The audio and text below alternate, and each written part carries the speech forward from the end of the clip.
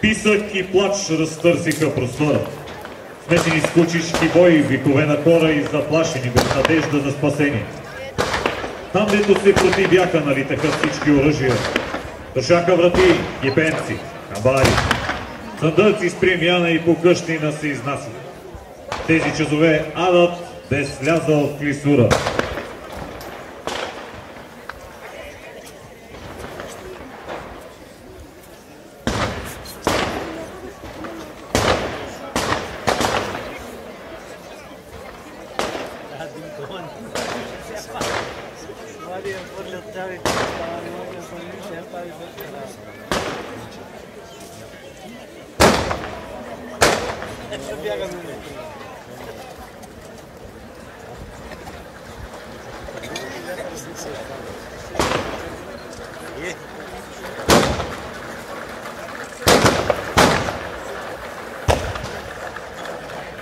Те са станали, бе, преди колелета да я върват. Те са ги вързали колелета, бе.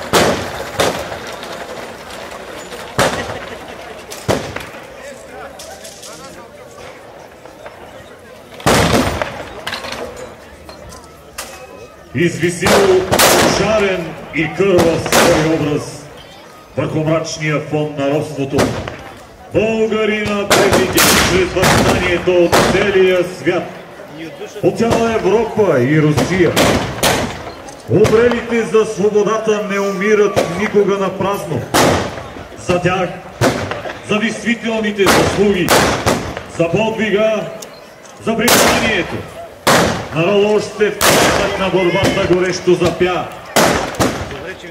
Покосена, затрупана от сняг, покрил милостиво руините, но не и заспала изглежда клисура на 10 януари 1878 година. Блещукалата надежда в землянките, че след толкова свети жертви свободата ще дойде. След април 1876 година, когато погива цветът на клисура, напалелите бунтовна жена не скланя глава и не чакат с кръстени ръце. Десетки нейни синове заменят възстанническите униформи на женски. И заедно с руските богатири воюват най-свято. Освобождението и то не закъснява. През пожарната страданието на българина е видяно от целия свят, от цяла Европа и всичката Русия. Дядо Иван вече не е недостижим блям. На 3 януари 1878 година отрядът на генерал Кърпов преднастъпва на Тетия Христозар след овладяването на Троянския проход. Същия ден от Слъвница към Лъжите Антон поема колоната на генерал Комаровски. Така, на 10 януари солдатите на генерал Комаровски победно слизат свободна клисура. Докато трае няколкодневното гостуване, се ражда и песен. Какво е ново станало? Ново станало каменна клисура. Пустите клисурци станали московци, а панагюрци донски катани. Хубави бяха Черешово дъжд, където кантар топузи. Топчето пътна, група стресна, и скокна, и тура забрана.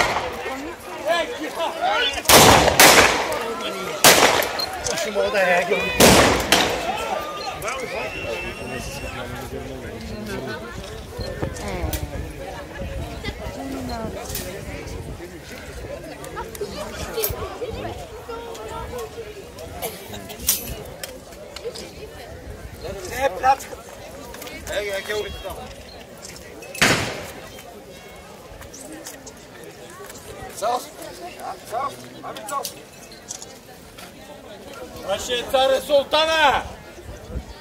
Нека съм помни! Бъде, те пищя вече. Помните ли? Помните.